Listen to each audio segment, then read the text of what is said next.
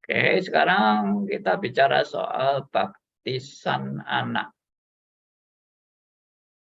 Dulu kita sudah bicara soal baptis secara umum. Sekarang baptis anak. Nah, ini juga suatu pandangan yang dianggap kurang alkitabiah ya. Jadi baptisan anak itu banyak gereja yang tidak melakukan baptisan anak karena tidak ada perintah dari Alkitab untuk membaptiskan anak. Ya, memang yang terjadi di Alkitab itu yang tertulis itu adalah murid-murid membaptis jemaat, ya kan? Jemaat mula-mula itu dibaptis. Itu. Tapi apakah waktu itu jemaat mula-mula nggak ada anak-anak? Nah, itu yang apa ini?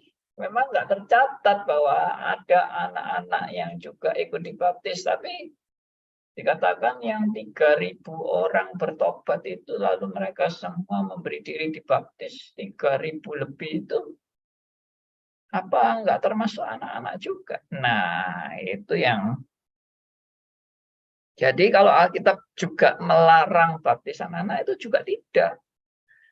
Misalnya tertulis ya, anak-anak tidak boleh dibaptis karena mereka belum siap dan belum dewasa untuk menerima baptisan. Nah, misalnya ada larangan seperti itu ya, ya sudah jelas kan bahwa baptisan anak itu nggak boleh. Alkitab jelas-jelas melarang, tapi nggak ada kata-kata melarang, nggak ada. Tapi kata-kata mengharuskan anak-anak semua harus dibaptis juga nggak ada. Jadi dalam hal ini ada gereja yang juga keep silent ya. Ya mau baptis juga silakan, mau nggak baptis juga silakan, karena Alkitab juga tidak berkata apa-apa. Nah ini juga sebetulnya jawaban yang ambigu ya, yang kadang-kadang lebih membingungkan ini. Ada, memang boleh atau nggak boleh. Nah itu nggak tegas, ya sama seperti pendeta kalau ditanya, Pak, baptisan yang benar itu selam atau percik atau pencurahan? Nah, jawabannya ya selam juga boleh, percik juga boleh, pencurahan juga boleh, terserah mau apa saja akan saya layani. Oh itu jawaban-jawaban seperti ini itu nggak jelas sama sekali ya. Saya dulu juga begitu. Bahkan mungkin sampai sekarang masih banyak pendeta yang nggak bisa jawab itu baptisan anak memang harus atau tidak. Ya, tapi kalau ada orang yang ngotot tetap nggak yakin ya, ya kita juga nggak mau maksa kan. Serah aja kalau kamu nggak mau percaya ya, ya up to you gitu loh. Nah, kita kan tetap maunya memberi penjelasan yang tepat. Oke ya, jadi saya share untuk baptisan anak ini. Waduh, ini ada file yang transferan ini ya. Bentar. Ini harus ditutup dulu ini.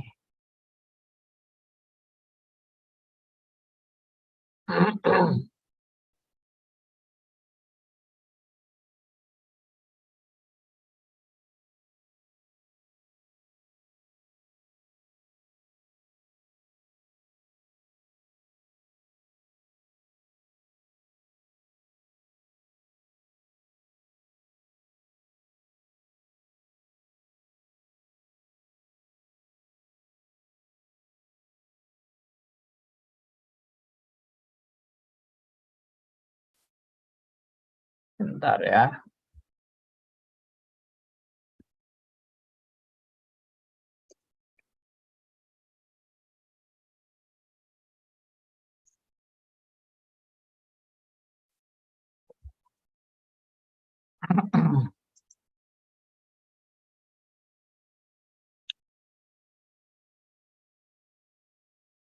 Satunya apa ini?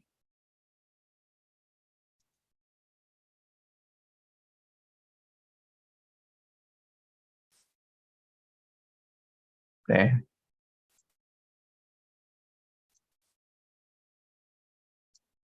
Haruskah anak kecil juga dibaptis? Nah, silakan ada yang mau bacakan buat kita semua. Saya baca, Pak. Silakan Bu Nita. Haruskah anak-anak kecil juga dibaptis? Jawabnya, harus. Mereka termasuk dalam perjanjian Allah dan dalam jemaatnya. Sama seperti orang-orang dewasa. Lagi pula, melalui darah Kristus, mereka tidak kurang daripada orang dewasa. Menerima janji kelepasan dari dosa-dosa dan Roh Kudus yang bekerja menciptakan iman. Maka mereka pun perlu dimasukkan dalam gereja Kristen dan dibedakan dari anak-anak orang tidak percaya.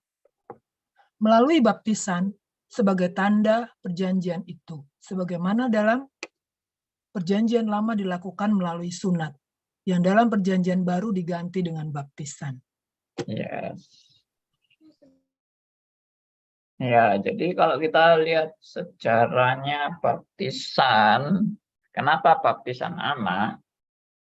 Karena itu berkaitan dengan sunat di perjanjian lama. Nah, sunat di perjanjian lama itu kenapa sih kok anak-anak kok disunat? Bukankah mereka masih anak-anak? Bukankah mereka masih tidak ngerti tentang Allah? Kenapa kok disunat? Bahkan umur 8 hari disunatnya itu. Nah, jawabannya adalah itu menunjukkan suatu ikatan perjanjian dengan Allah. Nah, ini poin penting ya. Bahwa kenapa sunat itu turun-temurun? Karena itu merupakan suatu pernyataan tentang ikatan perjanjian dengan Allah. Antara Allah dan umatnya ada ikatan perjanjian, dan itu ikatan perjanjian itu istilahnya dikonfirmasikan terus-menerus, ya saya ulangi, dikonfirmasikan terus-menerus bahwa perjanjian itu tidak akan putus di tengah jalan dan diteruskan dari generasi ke generasi. Ya, perhatikan, jadi ikatan perjanjian itu tidak putus di tengah jalan, tapi diteruskan dari generasi ke generasi. Sehingga pernyataan bahwa janji itu tidak terputus dan diteruskan dalam generasi ke generasi, maka itu diwujudkan melalui ikatan. Ikatan ini diwujudkan melalui sunat. Mana yang disunat itu juga adalah bayi, artinya perjanjian itu akan diteruskan ke keturunan demi keturunan. Nah, keturunan siapa? Ya bayi yang baru lahir ini. Itu disunat, itu menunjukkan ikatan perjanjiannya terus berlangsung ke keturunan berikutnya. Nah, itu maksudnya. Jadi bukan sekedar oh ini harus sunat, nggak ngerti sunat itu apa. Sunat itu wujud daripada ikatan perjanjian dengan Allah. Nah, sekarang di era perjanjian baru memang ada satu transformasi begitu ya, kalau mau dikatakan, atau apa gitu ya. Saya agak lupa istilahnya. Ya, semacam transformasi bahwa bentuk sunat itu di Perjanjian Baru menjadi ikatan perjanjian dengan Allah di Perjanjian Baru itu dalam bentuk baptisan. Jadi sunat itu sudah selesai kan, ikatan perjanjian Allah di Perjanjian Lama itu kan sudah selesai dan sudah genap. Genap di mana? Di dalam Kristus. Kristus sudah datang dan Kristus sudah melaksanakan semua kehendak Bapa dengan sempurna. Sekarang ada perjanjian berikutnya disebut perjanjian baru. Nah, yang lama sudah selesai dan sudah genap. Sekarang yang baru, dan yang baru itu Tuhan menentukan melalui baptisan. Perintah baptisan. Baptiskanlah mereka dalam nama Bapa dan Anak dan Roh Kudus. Nah, itu perintahnya sangat jelas. Itu bukan karangan-karangan atau omong kosong. Ya, atau itu hanya adalah ciptaan manusia, bukan, sama sekali bukan. Itu adalah perintah daripada Kristus. Oke. Sekarang ini di Surabaya ini panas ya. Jadi, oke. Ya, itulah baptisan anak, di mana perjanjian Allah dengan umatnya itu tidak terputus dan akan dilanjutkan dalam keturunan demi keturunan. Sampai kapan? Sampai kedatangan Kristus yang kedua kali. Kapan itu datang Kristus yang kedua kali? Ya, waktu dunia kiamat. Oh, jadi nanti waktu dunia kiamat sudah selesai ya perjanjian. Nah, iya, sudah selesai karena sudah genap semuanya. Kristus datang kedua kali untuk menghakimi dan juga untuk menyambut jemaatnya sebagai mempelai perempuan. Itu disebut pesta rohani. Ya kan? Oke, demikian. Jadi ini ada kalimat melalui baptisan. Ini. Poin D ini ya. Anda lihat yang poin D. Lihat, Pak. Bentar, ada telepon.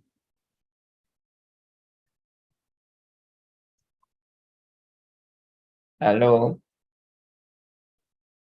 Pak Lukas, maaf saya masih siaran, Pak. Nanti ya.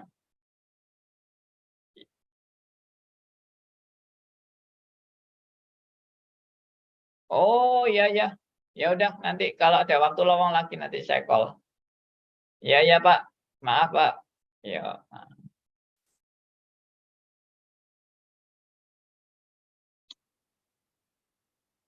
Oke, jadi ini kalimat di poin D.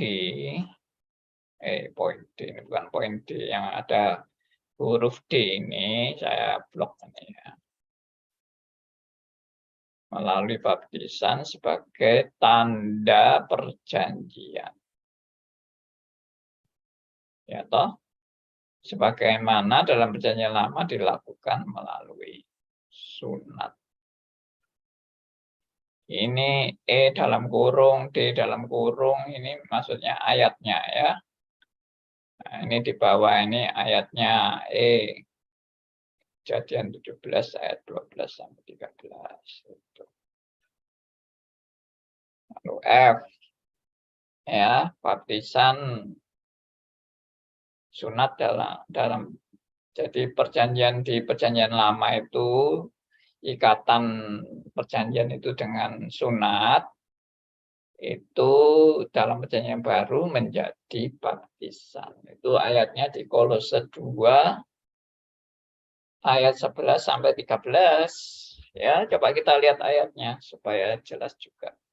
Kolose 2 ayat 11 sampai 13. Ada teman yang mau bacakan, silakan. Saya, Pak. Ya, silakan Bu. Kolose 2 ayat 11 dan 12 ya, Pak. 11 sampai 13. 11 sampai 13. Dalam dia kamu telah disunat bukan dengan sunat yang dilakukan oleh manusia, tetapi dengan sunat Kristus yang terdiri dari penanggalan akan tubuh yang berdosa. Karena dengan dia kamu dikuburkan dalam baptisan, dan di dalam dia kamu turut dibangkitkan juga oleh kepercayaanmu kepada kerja kuasa Allah yang telah membangkitkan dia dari orang mati. Kamu juga dia akan menyelamatkan umat dari dosa. Ini penggenapan dari sini. Kamu juga meskipun dahulu mati oleh pelanggaranmu dan karena tidak disunat secara lahiriah, telah dihidupkan Allah bersama-sama dengan dia sesudah ia mengampuni segala pelanggaran kita. Yes. Jadi kita lihat ya di sini antara baptisan dan sunat itu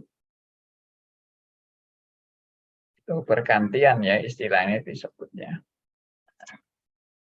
Jadi kalau ayat 11 tadi kamu telah disunat bukan dengan sunat yang dilakukan oleh manusia. Berarti ini sunat rohani kan?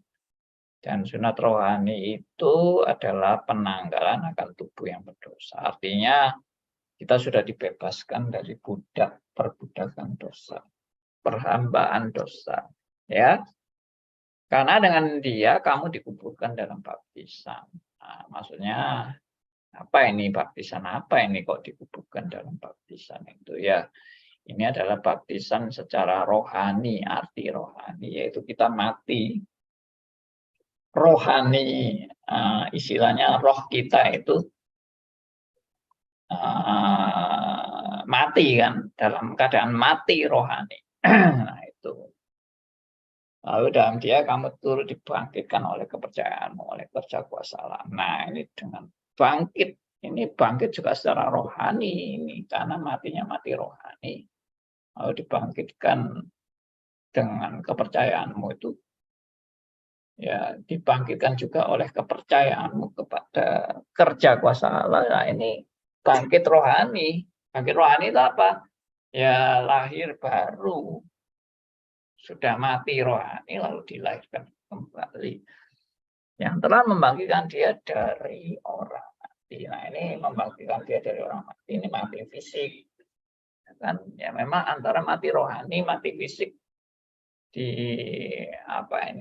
disebutkan bergantian. Nah kita kalau nggak teliti ini mati rohani atau ini mati jasmani, lalu ditafsirkan sembarangan ngawur-ngawur, dia nggak akan nangkep maksudnya.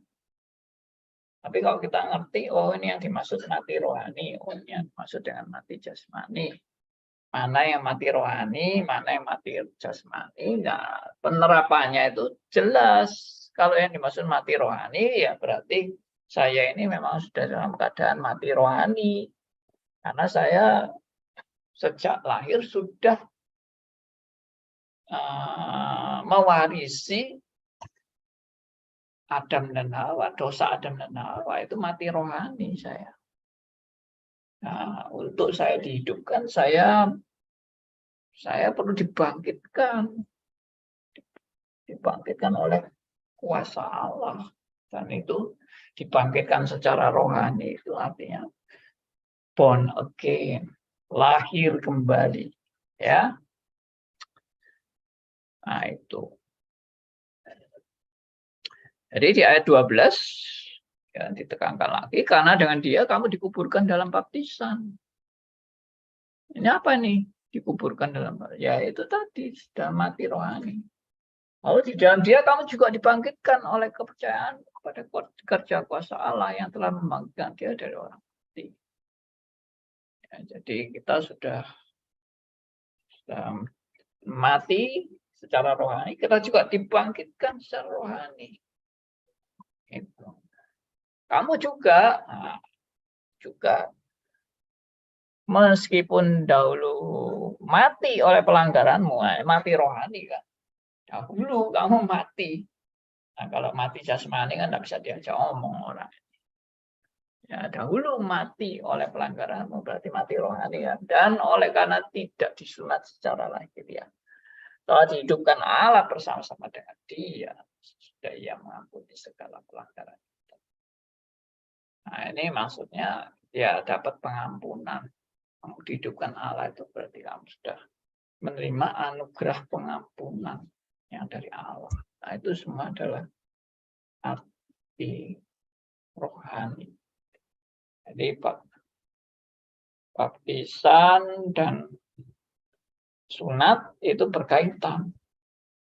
Seperti itu. Oke, saya harap jelas ini. Ya.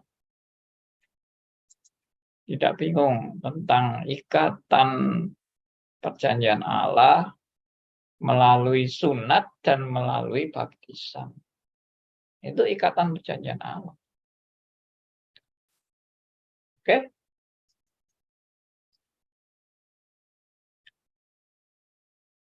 Nah, ini biru lagi nih.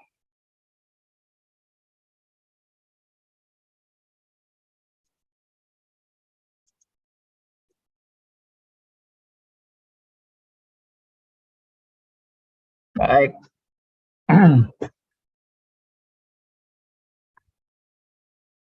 Apakah ada pertanyaan tentang baptisan anak?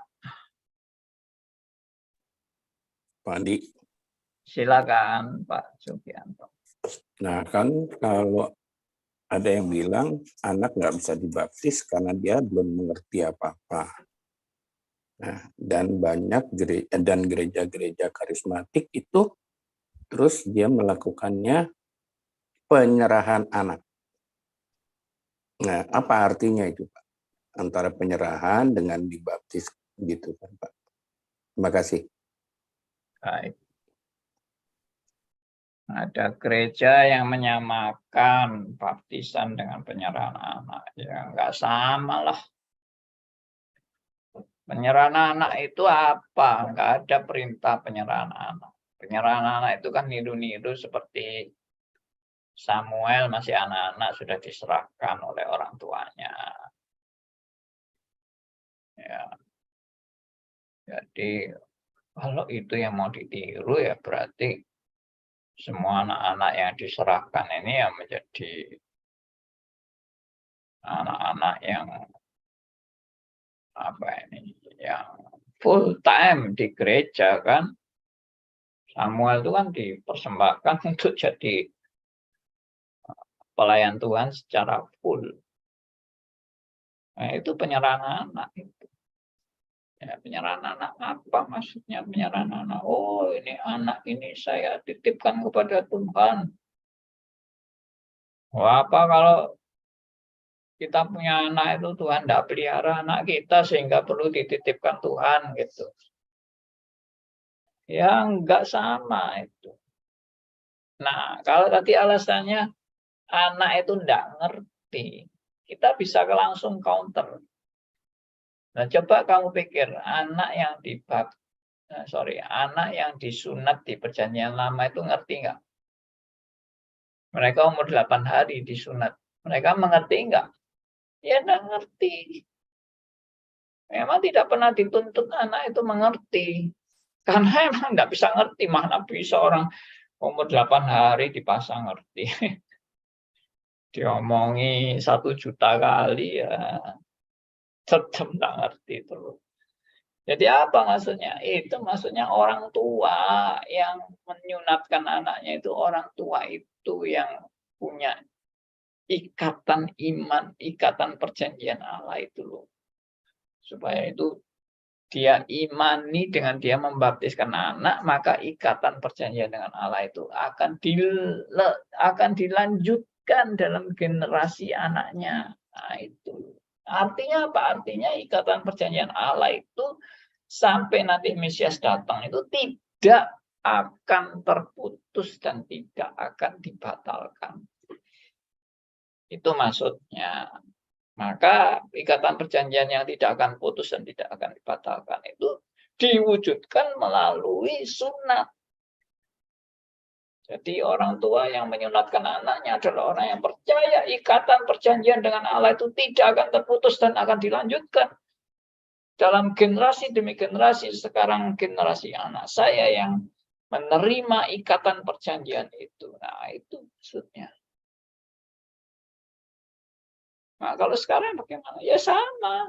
Sekarang ini ikatan perjanjian di era perjanjian baru. Memang sunat sudah selesai, tapi sekarang ikatan perjanjiannya masih ada terus. Saudara ini tidak hidup tanpa ikatan perjanjian loh. Saudara dan saya ini hidup dalam ikatan perjanjian dengan Allah. Kalau itu perjanjian sudah dibatalkan dan tidak ada ikatan perjanjian lagi, itulah nasib buruk saudara dan saya. Karena hidup kita ini pengharapannya di mana? Pengharapannya di dalam perjanjian Allah. Kalau Allah tidak bikin perjanjian apa-apa, kita ini nasibnya nggak tahu. Mau jadi apa kita ini? Karena perjanjian Allahnya tidak ada. Jadi saudara dan saya ini diteguhkan di dalam perjalanan hidup Anda untuk terus-menerus berpegang pada perjanjian Allah. Nah, berpegang pada perjanjian Allah itu ya antara lain melalui baptisan. Demikian Pak. Jadi kalau di Pantai Kosta itu masalahnya Pantai Kosta itu memahami baptisan itu sebagai tanda pertobatan. Nah, memang kalau tanda pertobatan ya memang ya memang anak kecil nggak ngerti, tidak bisa bertobat. Kalau baptisan itu tanda bertobat, tapi tidak. Justru penekanan baptisan bukan pada tanda pertobatan, penekanan baptisan itu terfokus kepada perjanjian Allah. Kepada umatnya, perjanjian Allah kepada umatnya, turun-temurun. Perhatikan, aku akan menyertai kamu sampai akhir zaman. Berarti kata akhir zaman itu tidak untuk generasi itu saja, karena murid-murid Tuhan Yesus sudah mati semua. Jadi sampai akhir zaman itu siapa? Umat siapa itu? Ya umat perjanjian baru seluruhnya. Lalu umat perjanjian baru meresponi perjanjian Allah dengan apa? Dengan baptisan. Yang dibaptis siapa? Anak-anak. Jadi anak kalau sudah dibaptis, orang tua nggak perlu dibaptis lagi. Nah, demikian Pak Sugianto. Apa sudah jelas? Jelas Pak. Jadi kalau sekarang udah dibaptis anak, mesti baptis dewasa nggak? Enggak ada baptisan. Yang ada adalah CD. Oh, CD. Ya, CD itu mengaku percaya, bukan baptisan. Seperti GKI gitu ya Pak? Yes, seperti itu. Peneguhan ya Pak? Bukan, ya pengakuan. CD itu sebetulnya dari kata pengakuan. Pengakuan dengan meneguhkan iman kepercayaannya gitu ya Pak? Ya, jadi gini loh, anak-anak itu kan belum bisa percaya, karena anak bayi itu kan belum bisa percaya, tapi nanti dia dididik sampai dewasa. Setelah dewasa, dia sudah mengenal iman Kristen dengan benar. Nah, silahkan kamu ambil keputusan. Kamu mau percaya dengan semua yang sudah disaksikan kepada Anda. Kamu mau percaya dan menerima Yesus sebagai Tuhan dan Juru Selamat pribadimu. Kalau yes, kamu mau percaya. Nah, pernyataan kamu bahwa kamu sekarang mau percaya dan menjadi pengikut Kristus itu sidi. Makanya tidak dibaptis lagi karena sudah dibaptis. Hanya perlu sidi. Tapi ada orang yang sudah dibaptis tapi tidak mau percaya. Akhirnya pindah agama. Ya silakan. Kalau kamu mau pindah agama, ya memang orang mengikut agama kan tidak bisa dipaksa. Ya silakan aja. Nanti kita doakan suatu saat mungkin dia sadar dan dia bertobat seperti itu. Pak Andi, kalau penyerahan anak itu tidak termasuk baptisan kan? Jadi harus dibaptis ulang kan? Oh ya, itu tadi saya baru ngomong itu. Saya baru Kalau terlambat jelaskan masuk bahwa jadi dengar. jadi bahwa penyerahan anak tidak sama dengan baptisan. Dan penyerahan anak itu tidak ada dasar Alkitabnya. Ya. Ya, jadi jangan ikut-ikut menyerahkan anak apa-apa itu. Kalau Anda menyerahkan anak Anda, berarti anak Anda full time jadi hamba Tuhan. Tinggalnya di gereja. Itu baru menyerahkan anak itu. Iya toh. Anak mau diserahkan siapa? Mau diserahkan ke Tuhan kan? Nah, diserahkan ke Tuhan itu kalau di Perjanjian Lama, anak-anak yang diserahkan itu seperti Samuel itu loh. Samuel itu yang diserahkan. Ya berarti siap jadi full timer itu. Hamba Tuhan yang full timer yang tinggalnya di gereja itu. Aduh, Bapak. Maaf, Pak. Saya diserahkan orang tua bukan seperti itu. Pernah waktu kecil tuh ada tim dari Kupang datang KKR di gereja, itu oma saya itu. Lalu menyuruh orang-orangnya, siapa yang mau menyerahkan anak sulungnya kepada Tuhan. Lalu bapak saya menyerahkan saya, katanya, Pak. Dan sekarang Budor kan sudah jadi hamba Tuhan. Oh, tapi bapak tadi bilang di gereja, Pak. Ya enggak apa-apa. Oh iya, Tapi Pak. Pak Andi, itu GKKA, GKI, semua itu lebih banyak penyerahan anak daripada baptisan, Pak. Bagaimana itu yang Injili begitu, Pak? Kalau GKI itu baptisan, Bu. Enggak, GKI di sini tidak ada hubungannya dengan GKI. Oh iya, GKI di luar pulau itu memang beda sama GKI di Jawa. Kota ya, Pak ya. Di Jawa ini GKI-nya ini kan dasarnya reform. Dasarnya loh ya, dulu. Sekarang sih sudah banyak menyimpang. Tapi dulunya itu reform banget GKI. Sekarang GKI kan sudah campur-campur. Tidak reform doang. Itu. Nah, jadi kalau gereja-gereja ini cuma menyerahkan anak, tidak dibaptis, ya berarti dia tidak ngerti. Dia tidak mengerti arti baptisan. Dia tidak mengerti bahwa baptisan itu meneruskan sunat. Ya. Dia cuma anggap, oh baptisan itu untuk orang dewasa, baptisan itu tanda pertobatan. Loh, justru salah, baptisan bukan tanda pertobatan. Ya, tanda pertobatan itu baptisan Yohanes. Baptisan Yohanes itu tanda pertobatan. Baptisan yang diperintahkan Tuhan Yesus bukan tanda pertobatan. Baptisan yang diperintahkan Tuhan Yesus adalah baptisan dalam rangka ikatan perjanjian dengan Allah. Turun-temurun. Nah, itu loh. Orang kalau tidak paham itu dipikir ini cuma aliran ini, aliran itu. Ya, mengikuti tradisi ini, tradisi itu. Ini bukan masalah aliran dan tradisi, ini masalah mengikuti ajaran Alkitab.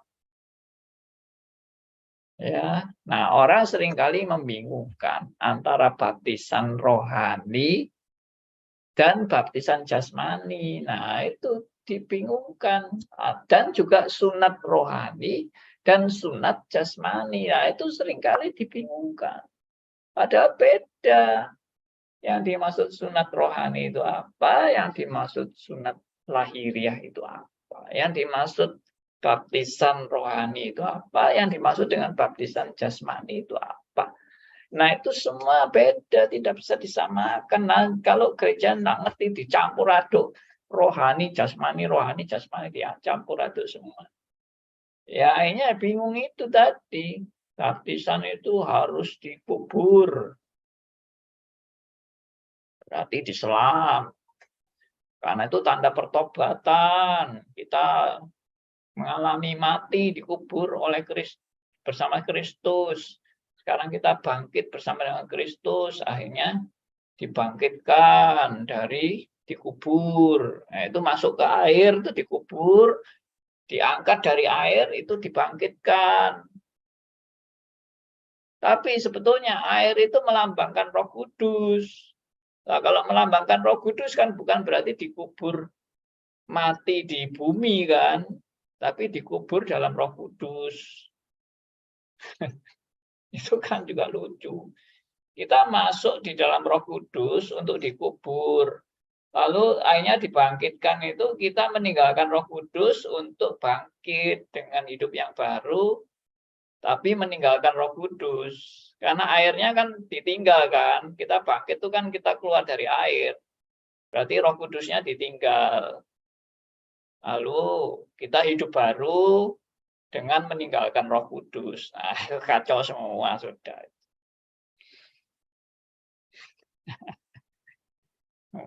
Saudara mungkin yang baru pertama kali dengar ya bingung. Ini apa ini gitu ya. Tapi itu harus konsisten, makanya baptis itu apa? Kalau baptis itu tanda pertobatan.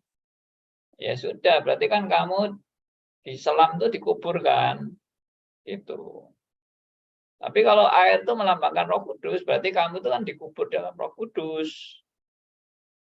Jadi mestinya kalau memang betul-betul mau baptis yang lebih konkret, itu bukan dibaptis dengan air.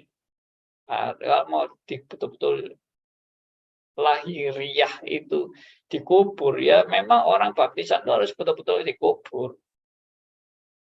Dikubur masuk ke tanah gitu loh. Nah, itu baru betul-betul baptisan yang pertobatan. Baptisan pertobatan itu harus dikubur di tanah. Setelah Anda dikubur, ditanam di bawah tanah, baru Anda dikeluarkan dari tanah. Ya, itu betul-betul baru tanda pertobatan. Gimana? Masih bingung? Lucu logika mereka, Pak. Iya, jadi kalau ikatan perjanjian dengan Allah itu melalui urapan. Urapan itu sebetulnya tanda ikatan penyertaan Allah dan perjanjian Allah, urapan itu. Makanya nabi-nabi diurapi. Itu kan ikatan penyertaan Allah dan dengan perjanjian Allah. Nabi diurapi, raja diurapi, imam diurapi. Nah, itu ikatan perjanjian dengan Allah. Makanya air dicurahkan dari atas ke bawah. Itu sebetulnya gambaran urapan.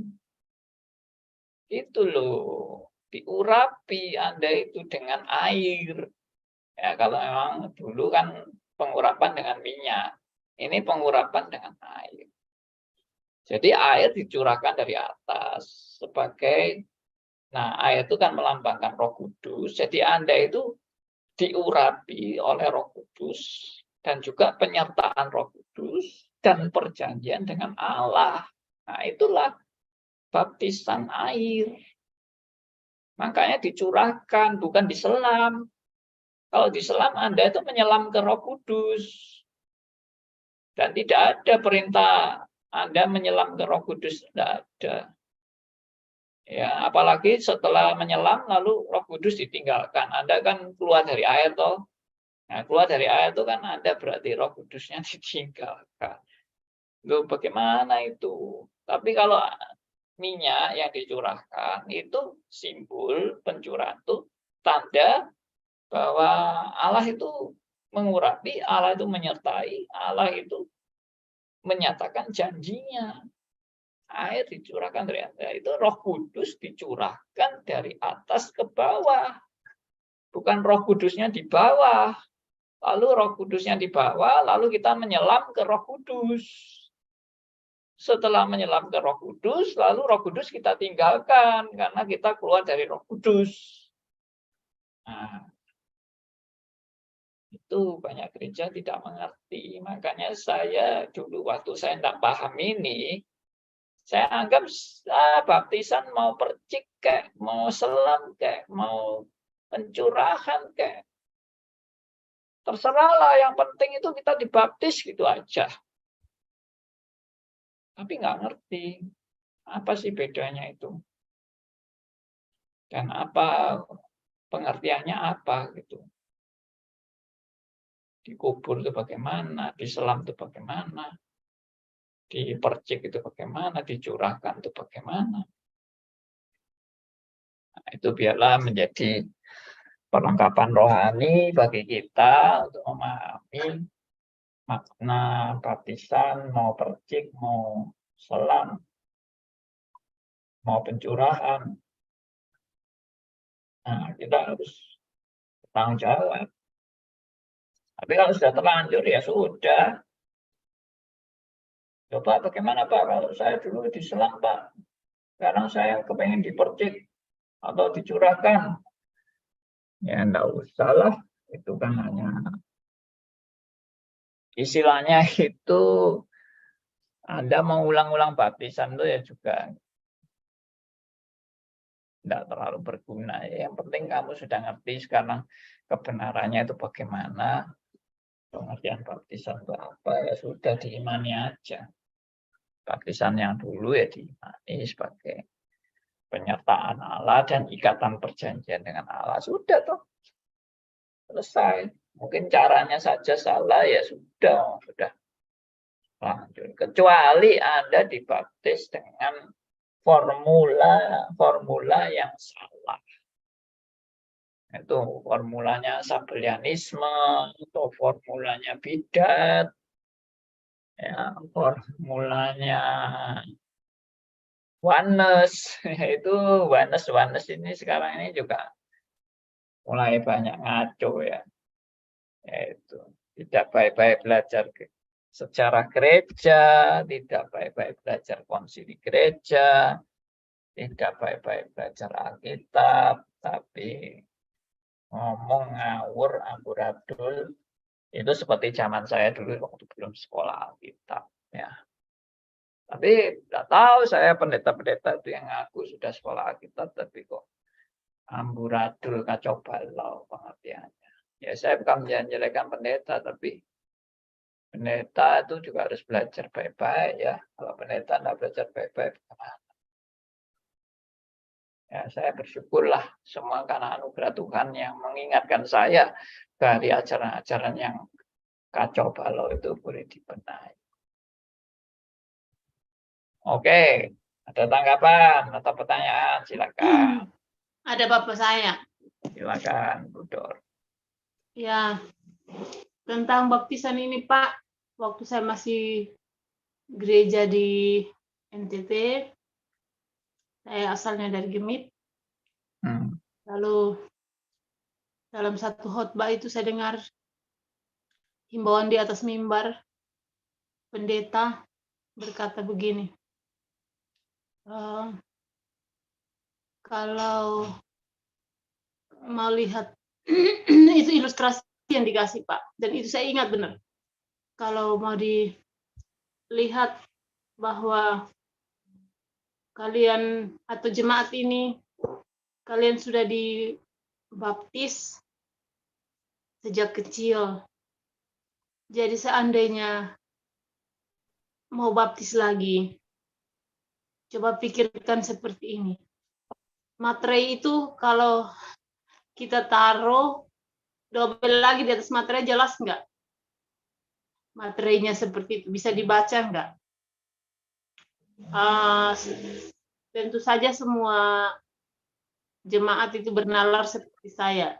logikanya itu nggak mungkin bisa dibaca, tulisan materi di atas materi tidak bisa dibaca. Saya pikir ini mungkin tidak menyangkut, tidak seperti yang Bapak jelaskan tentang baptisan ini secara teologis, tetapi beliau mau menjaga jemaat untuk jangan sampai dibaptis ulang gitu, Pak. Mungkin seperti itu. Jadi secara nalar saya pikir, oh ya benar. Dan ya setelah mau keluar jauh ke Jawa tuh orang tua tuh pesan jangan sampai pergi dibaptis ulang. Kalau dibaptis ulang jangan, karena ajaran gerejanya gitu Pak, jangan mau dibaptis ulang gitu. Dan puji Tuhan lah sampai di Wonogiri setelah berjemaat di GKI terus-menerus memang dari anggaran dasar BMW Indonesia, Yayasan Misteri Remaja tuh staf harus ada di satu gereja, berjemaat di satu gereja. Nah, saya mengambil langkah untuk atestasi dari Gemit ke GKI, Pak. Gitu. Puji Tuhan di GKI juga, di GKI ini ada pendeta yang tua ini ajarannya tuh mantap sekali. Pendeta yang berikut Pak, namanya juga bagus beliau, tapi beliau merangkulnya tuh mengajar, mempunyai khotbah yang isinya tuh lebih kekinian dalam arti beliau tahu membaca situasi yang di masa kini, dan bagus menurut saya beliau berdua tuh saling melengkapi Pak. Dan saya bersyukur ada di sana waktu saya masih di Wonogiri, berjemaat di sana, dan jemaat terjaga dengan baik Pak. Terima kasih juga untuk Bapak yang sudah menjelaskan baptisan hari ini. Terima kasih untuk Pak Sugianto yang sudah bertanya. Tuhan memberkati. Kasih Pak. Ya, puji Tuhan. Oh ya, ada yang tanya dari YouTube. Bentar, saya lihat.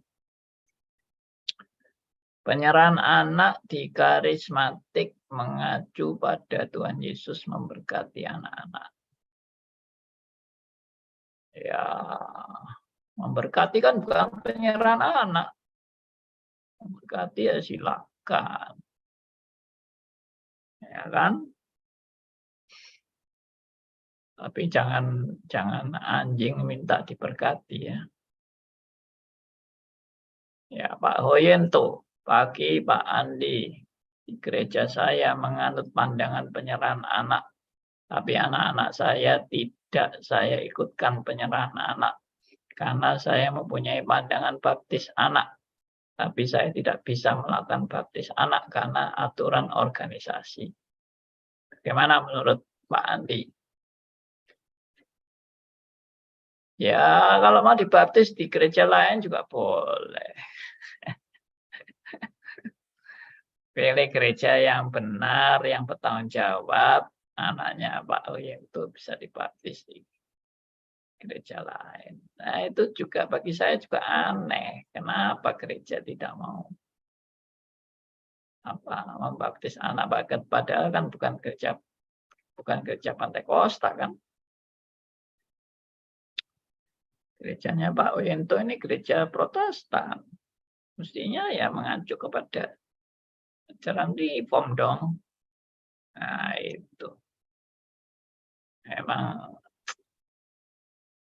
repot ini. Pendeta dan pendeta ini harus banyak belajar. Ya. Kasihan jemaat yang di bawah pendeta yang tidak menekuni Alkitab baik-baik. Ya. Tapi kalau malah saya malah pernah ngalami. Saya mau membaptis anak, jemaat saya yang tidak mau dibaptis anaknya. Dia bilang, baptisan anak itu kurang Alkitabiah, Pak. Oh, saya sudah kasih buku-buku, macam-macam, tulisan, artikel. Tetap tidak mau membaptiskan anaknya. Tidak serak katanya. Ya sudah, ya silakan aja. Tidak apa-apa. Yang penting kan saya itu sudah bertanggung jawab untuk mengarahkan dia membaptiskan anak. Tapi dia tidak mau ya. Ya memang tidak boleh dipaksa lah juga. Pak William, Pak Andi, bagaimana jika formula baptisannya di dalam nama Bapa dan Anak dan Roh Kudus, yaitu dalam nama Tuhan Yesus. Yaitu itu yang Sabrianisme, ini ajaran tak benar. Ini sudah pernah dibahas di sinode kami, sinode GRI, dan kesimpulannya harus baptis ulang karena formulanya nggak benar. Ini alat Tritunggal mana ini? Ini alat Tritunggal Sabrianisme ini. Kok Bapa dan Anak dan Roh Kudus, yaitu dalam nama Tuhan Yesus. Berarti semua ini Tuhan Yesus gitu. Bapa itu ya Tuhan Yesus, Anak itu ya Tuhan Yesus, Roh Kudus ya Tuhan Yesus. Ya ini kacau balau teologianya. Makanya gereja kayak gini juga harus bertobat ini. Formula baptisannya kok amburadul, nggak jelas. Ya teologi alat Tritunggalnya itu loh. Ya kasihan banget memang. Ya ini saya sebagai penutup ya, sudah jam 10. Saya suatu saat mengajar di Stris itu, ada kurang lebih 6 atau 7 majelis di satu gereja yang ikut Stris. Ini bukan yang Gempol ya, kalau Gempol itu juga ada itu mereka 12 majelis malah. Kalau ini 7, kira-kira 7 orang dari Jombang itu. Lalu mereka belajar di Stris, pendetanya juga ikut, hamba Tuhan juga ikut. Lalu saya ajar tentang alat Tritunggal kan, Allah Bapa, bukan Allah Anak, bukan Allah Roh Kudus, bukan Allah Bapa, tapi ketiga-tiganya menjadi satu kesatuan yang tak terpisahkan, tapi tetap punya eksistensi sendiri-sendiri. Bapa punya eksistensi, Anak punya eksistensi, dan Roh Kudus punya eksistensi, tapi dalam satu kesatuan yang tak terpisahkan. Mereka mendengar penjelasan saya itu sampai kaget.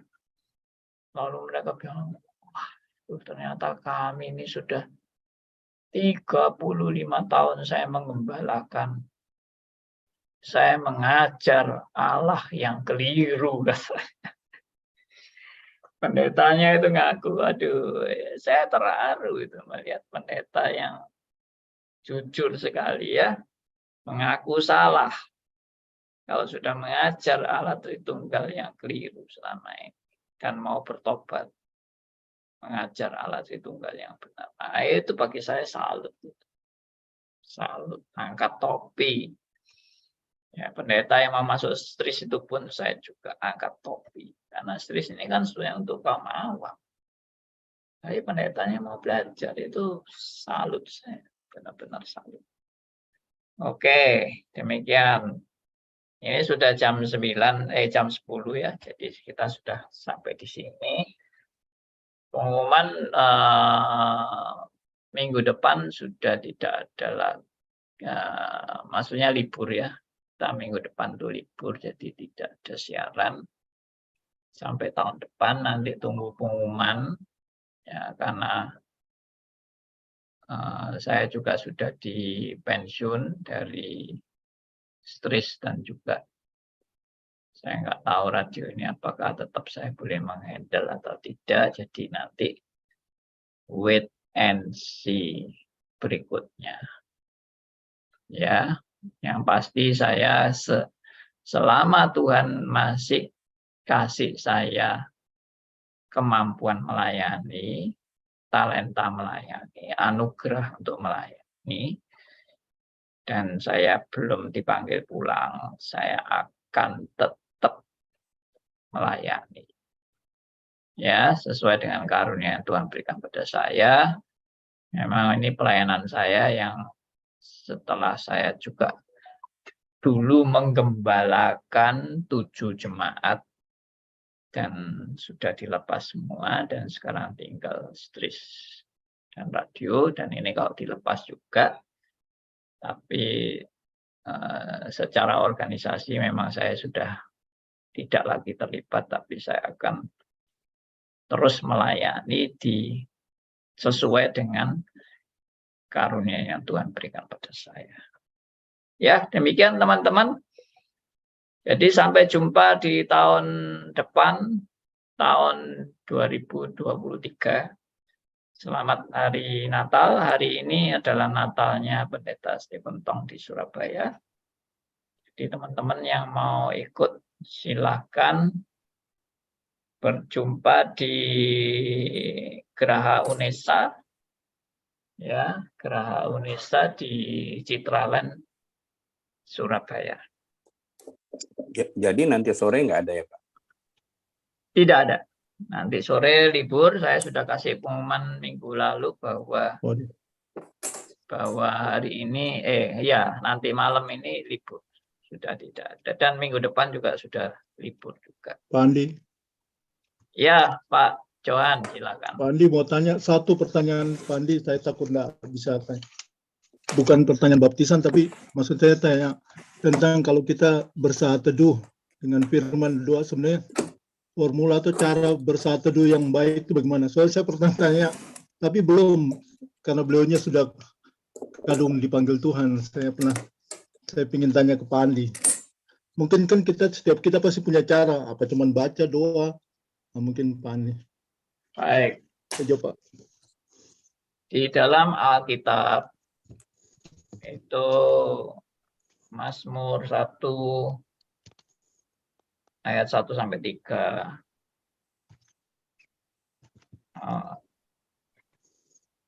Berbahagialah orang yang tidak berjalan menurut nasihat orang fasik dan seterusnya. Lalu yang kesukaannya ialah Taurat Tuhan dan merenungkan Taurat itu siang dan malam. Amin. Kata-kata kesukaannya ialah Taurat Tuhan dan merenungkan Taurat itu siang dan malam itu memakai kata meditate, ya, meditasi. Lalu banyak orang sekarang pakai istilah-istilah meditasi, tapi sudah tidak sesuai dengan maksud meditasi yang sebenarnya. Meditasi itu ya tadi ada istilah merenungkan. Merenungkan. Saat teduh itu bukan hanya sekedar baca ayat dan kemudian berdoa, atau baca renungan yang tertulis dalam buku saat teduh. Lalu itu dianggap sudah saat teduh. Bagi saya saat teduh itu adalah waktu khusus di mana kita berelasi dengan Allah melalui merenungkan firman-Nya. Dan merenungkan firman-Nya ini bukan asal baca lalu selesai, tapi ya betul-betul menghayati. Saya lebih senang pakai kata menghayati firman Tuhan. Firman Tuhan itu betul-betul masuk dalam pikiran dan hati saya. Nah, itu lalu saya belajar untuk merefleksi diri, saya belajar untuk dikoreksi oleh firman Tuhan, dan saya belajar juga untuk diubahkan hidup saya oleh kuasa Roh Kudus. Ya itu aja saat teduh. Bagi saya tidak ada kunci-kunci tertentu atau kata-kata mantra-mantra tertentu atau apa ini?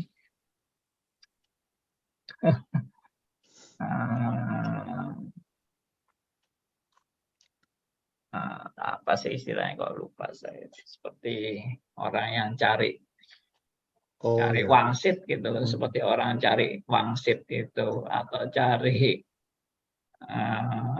wahyu-wahyu dari Tuhan. Nah, itu sudah tambah bahaya. Jadi saat teduh seperti itu.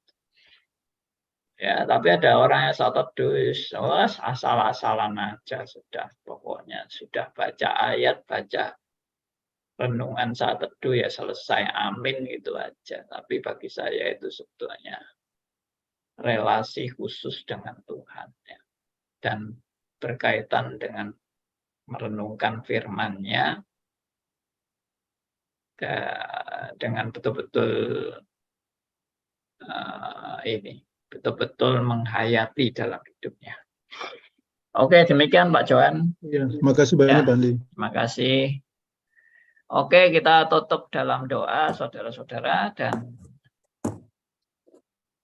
Pak siapa ya yang mau mendoakan untuk kita semua? Ibu Dor mungkin ya bisa doakan untuk Natal Surabaya juga. Nanti Pak Tong pagi ini sudah datang. Iya, Pak. Lalu juga doakan untuk Stris ke depan dan juga Radio RMC ke depan. Kita nggak tahu apa yang finalnya. Ya semoga ada apa ini ya. Pokoknya Tuhan terus pimpin kita lah. Ya. Iya, Tunggu Pak. aja, tunggu info selanjutnya. Silakan Bu Dor. Iya, baik Pak. Bapak Ibu, mari kita menghadap Tuhan di dalam doa. Kita berdoa.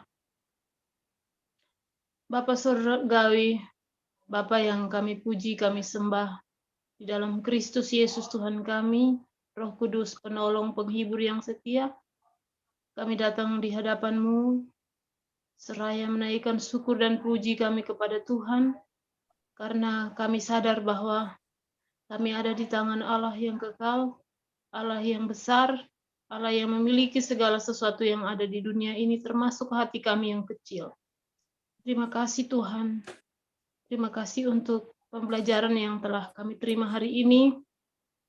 Dan sepanjang tahun ini Tuhan telah pimpin kami dalam pembelajaran, baik itu di Stris maupun di berbagai media yang hamba-Mu, Pak Andi, telah melakukannya sebagai bentuk tanggung jawabnya kepada Tuhan dan panggilannya untuk kami sekalian yang mau belajar. Terpujilah Tuhan Yesus yang memelihara kami, yang menjadikan kami, menolong kami untuk terus belajar. Kami mengucap syukur untuk itu, dan saat ini ya Tuhan, bersama-sama kami mengingat pekerjaan Tuhan yang sedang dilangsungkan, yang akan dilangsungkan oleh Pendeta Dr. Stephen Tong.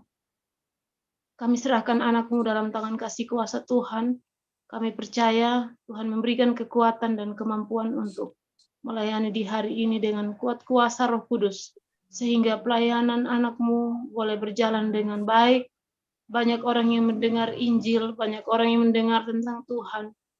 Mereka boleh disadarkan akan dosa, disadarkan akan kelambanan-kelambanan rohani. Mereka boleh disadarkan bahwa mereka perlu melayani Tuhan dengan segala sesuatu yang ada pada mereka. Karena semua itu dari Tuhan, oleh Tuhan dan untuk Tuhan. Kami berdoa Tuhan memberkati pelayanan anak-Mu dengan kekuatan yang datang dari Tuhan.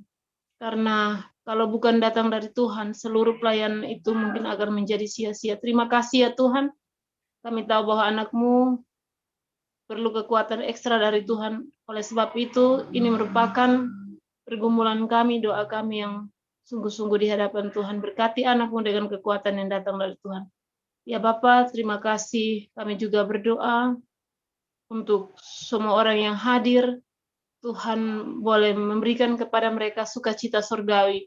Terutama kami memohon kepada Tuhan, bila ada orang-orang Kristen yang tertinggal selama ini, ada orang-orang Kristen yang tidak mendengar Tuhan, tetapi biarlah Tuhan gerakan mereka hadir di tengah-tengah pelayanan anak-Mu.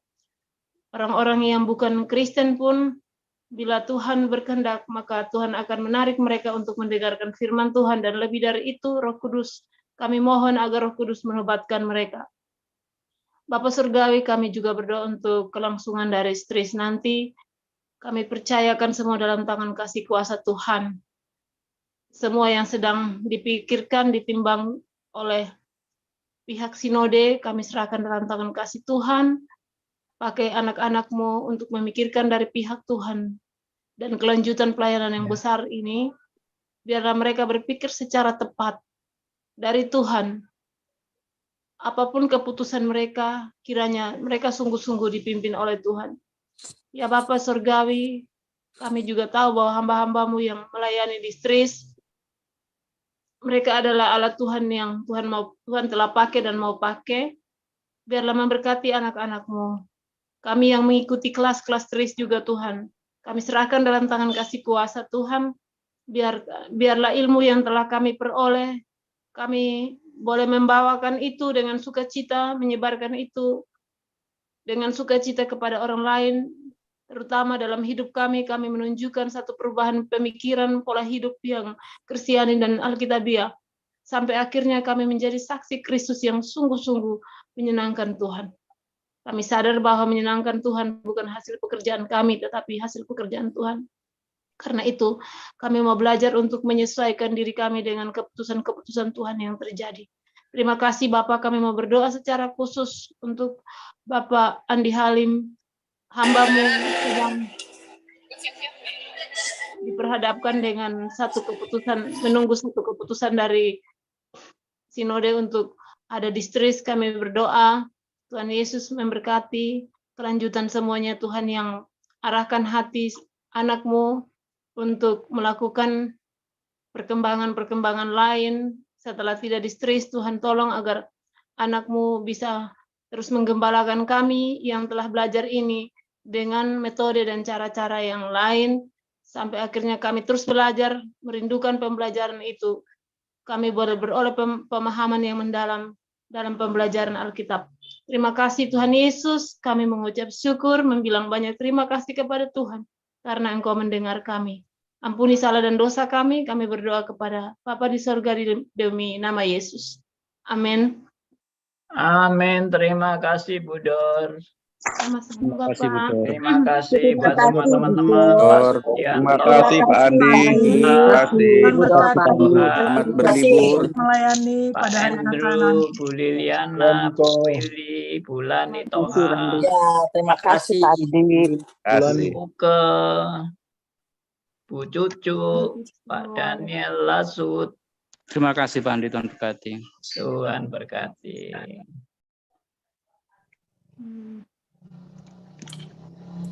Selamat pagi, Bu, Bapak, Ibu semua. Selamat pagi.